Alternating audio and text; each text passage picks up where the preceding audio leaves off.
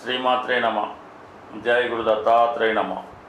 ఈ వీడియోలో మనం కుంభరాశి వారికి సెప్టెంబర్ 21 నుంచి 27 మధ్యలో జరగబోయే వార ఫలాలు పరిశీలించినప్పుడు మరి కుంభరాశి వారికి వృత్తిలో మార్పుకి చాలా గ్రహాలు ఈ వారంలో సహకరించడం జరుగుతూ ఉంటుంది. ఎవరైతే ఇతర రాష్ట్రాల్లో కానీ దూర ప్రాంతంలో కానీ వృత్తి చేస్తున్న వారికి ఈ వారంలో మీరు ఎదురు చూస్తున్నటువంటి ఉద్యోగ ఉపాధి అవకాశాలు చాలా వరకు లభించే అవకాశం ఉన్నది. అంటే రాహు ఎప్పుడు కూడా విదేశంలో ఉన్న వాళ్ళకి, విదేశ సంస్కృతి పాటించే వాళ్ళకి, దూర ప్రాంతంలో ఉన్న వాళ్ళకి, అంటే మన సాంప్రదాయాలు కాకుండా వేరే సాంప్రదాయాలు పాటించే దేశాల్లో ఉన్న వాళ్ళకి రాహు చాలా వరకు సహకరిస్తూ ఉంటాడు. దానికి ప్రస్తుతం ఈ శుక్రగ్రహం, శుక్రుడు ఈ రాశి వారికి యోగకారకుడు అన్నమాట. కుంభరాశి వారికి శుక్రుడు కేంద్ర కోణాధిపతులు కలిగి ఉండి స్వతంత్రంగా యోగాన్ని ఇచ్చే ధైర్యాన్ని, బలాన్ని కలిగి ఉంటాడు, సామర్థ్యాన్ని కలిగి ఉంటాడు.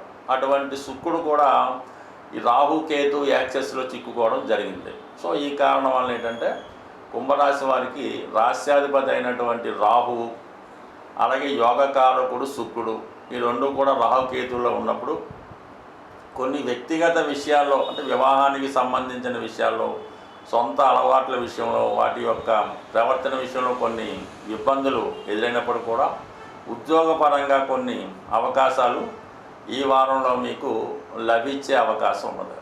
ఇక్కడ పంచమాధిపతిగా ఉన్నటువంటి బుధుడు అష్టమంలో ఉచ్చస్థితిలో ఉన్నాడు. అంటే పంచమం ఎప్పుడు కూడా మీ యొక్క టాలెంటు, తెలివితేటలు, మీలో ఉన్నటువంటి నైపుణ్యానికి కారణం చెప్తూ ఉంటుంది.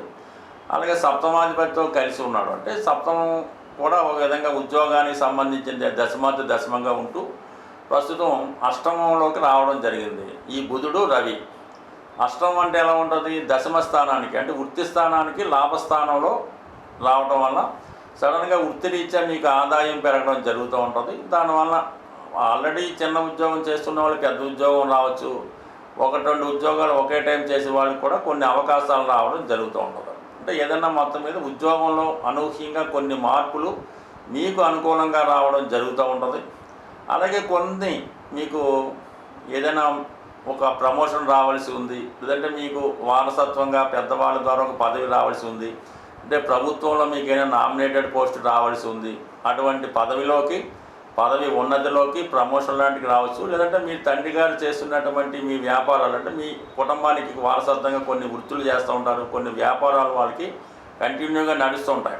అటువంటి మీ యొక్క వృత్తిలోకి మీరు ప్రవేశించడానికి కూడా చాలా వరకు ఈ గ్రహస్థితి చెప్తూ ఉంది. బట్ ఇవన్నీ అనుకూలంగా ఉన్నప్పటికీ కూడా మీకు అన్ని అవకాశాలు ఉండడం, స్వతంత్రంగా కొంతవరకు మీరు వృత్తిలో ప్రవేశించడం, ఇవన్నీ కారణమైనప్పుడు కూడా కుటుంబ సంబంధించిన విషయాల్లో కుటుంబ సభ్యుల వ్యతిరేకత చాలా వరకు మిమ్మల్ని ఇబ్బంది పెడతా ఉంటుంది. అంటే మీకు ఏదో కొంత పదవి ఇద్దాం అనుకుంటారు, దాన్ని కుటుంబ సభ్యులు వ్యతిరేకిస్తూ ఉంటారు. లేదంటే మీరు ఏదైనా ఒక ఊరు వెళ్ళి అక్కడ ఏదో ఉద్యోగం చేద్దాం అనుకుంటారు, దానికి మీ వాళ్ళే ఒప్పుకోకుండా ఇబ్బంది పెడతా ఉంటారు.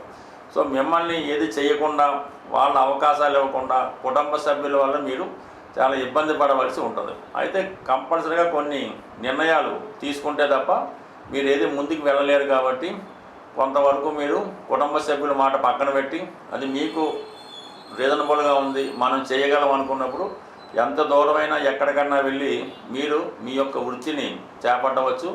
కొత్తగా మీ జీవితాన్ని ప్రారంభించుకుంటే అది కంప్లీట్గా సక్సెస్కి అవకాశం ఉన్నది. ఇప్పుడు అంటే ఏదైనా ఒక విధంగా ఇబ్బంది పెట్టినప్పుడు కూడా ఇవన్నీ కూడా వృత్తిపరంగా మీకు అనుకూలత ఇవ్వడం జరుగుతుందన్నమాట. అలాగే ధన లాభాధిపతిగా ఉన్నటువంటి గురువు లాభస్థానాన్ని వీక్షిస్తున్నాడు. అంటే కంపల్సరీగా మీకు ధనం యోగం స్టార్ట్ అయింది, ఆదాయం పెరుగుతుంది, ఆదాయం వస్తుంది. అందువల్ల ఏంటంటే మీరు ఎక్కడ ఏ ప్రాంతంలో ఉన్నా కంపల్సరీగా మీకు ఉద్యోగ ఉపాధి అవకాశాలు రావడం, మీకు రావాల్సినటువంటి పదవి కానీ, ఆగిపోయినటువంటి పదవి కానీ, గతంలో పోగొట్టుకున్న పదవి కానీ తిరిగి ఈ సమయంలో రావడం జరుగుతూ ఉంటుంది. బట్ ఏదైనా రాహు రాశిలో ఉండడం వల్ల కన్ఫ్యూజ్ అవ్వకుండా, ఎవరిని ఆశ్రయించకుండా కంప్లీట్గా దైవం మీద భారం వేస్తూ, అంటే మీ మీద మీరు నమ్మకం పెట్టుకుంటే కంపల్సరీగా మీరు అనుకున్నది సాధించే అవకాశం ఉంటుంది. స్వస్తి.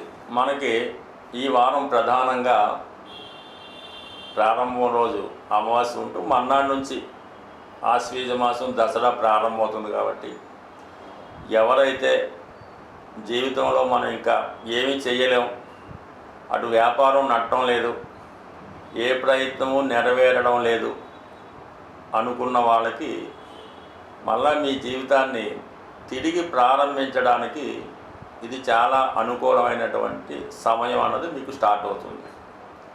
సో ఆ కారణం వల్ల ఏం చేస్తారంటే మీరు ఒక వ్యాపార సంస్థ నిర్వహిస్తుంటే కంప్లీట్గా ఒక 5 రోజులు, కుదరకపోతే 3 రోజులు, కుదిరితే ఇంచుమించుగా ఒక వారం రోజులు కంప్లీట్గా క్లోజ్ చేసేయడం బెటర్.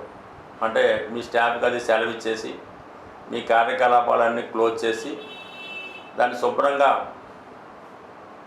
అది వాస్తుపరంగా ఉన్నటువంటి మార్పులు అయితేనే, మిగతా పార్ట్నర్స్ వల్ల స్టాఫ్ల వల్ల వస్తేనే, అంటే ఎవరు అవసరం అయితే వాళ్ళని ఉంచుకోవడం, ఎవరిది అవసరం లేదంటే వాళ్ళని పక్కన పెట్టడం. అలాగే మీ యొక్క సంస్థలోనూ మీ యొక్క గృహంలోనూ వేస్ట్ మెటీరియల్ మనకి ఇవి ఉపయోగపడవు, ఇవి ఇంకా పనిచేయవు అంటే ఏదైనా ఒక వస్తువు ఒక సంవత్సరం పాటు దాని ఉపయోగం లేదనుకుంటే కంప్లీట్గా దాన్ని మనం డిస్పోజ్ చేయవలసి ఉంటుంది. అంటే ఎవరికో ఒకరికి ఇవ్వడం కానీ బయట పారేయడం కానీ చేయవలసి ఉంటుంది. ఈ విధంగా ముఖ్యంగా పాత ఇనప సామాన్లు ఇరిగిపోయి అలాంటివి ఇంట్లో కూడా ఖచ్చితంగా అంతా కూడా బయట పారేయండి. ఆఫీస్లో కూడా మొత్తం అంతా క్లీన్ చేసి పెట్టుకోండి.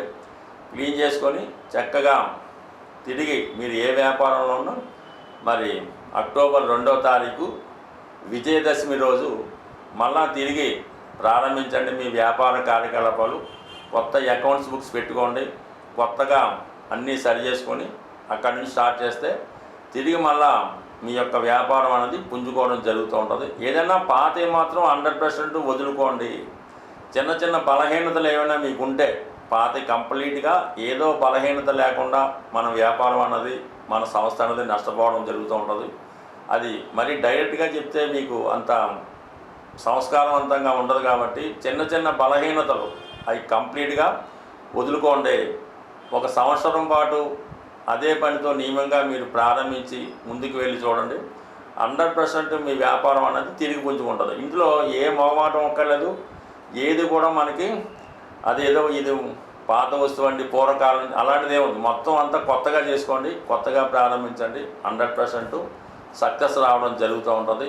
ఇక్కడ ఇంత చేసినా కూడా మీకు సక్సెస్ రానప్పుడు ఒకసారి వ్యక్తిగతంగా మీ యొక్క వాస్తు, మీ యొక్క జాతకం ఇవన్నీ కూడా ఒక మంచి సక్సెస్ఫుల్ అస్ట్రాలజర్ చూపించుకొని ఏదైనా దాన్ని సరి చేసుకోవడం కూడా మీకు ఒక అవకాశం ముందు చేసేయండి. ఇంకా మనకి సరైనప్పుడు అప్పుడు సంప్రదించి దానికి సంపూర్ణ పరిహారం చేసుకుంటే ప్రతి ఒక్కరికి అవకాశం ఉంటుంది. దాన్ని కరెక్ట్గా ఉపయోగించుకుంటే సక్సెస్ మాత్రం కంప్లీట్గా వస్తుంది. స్వస్తి.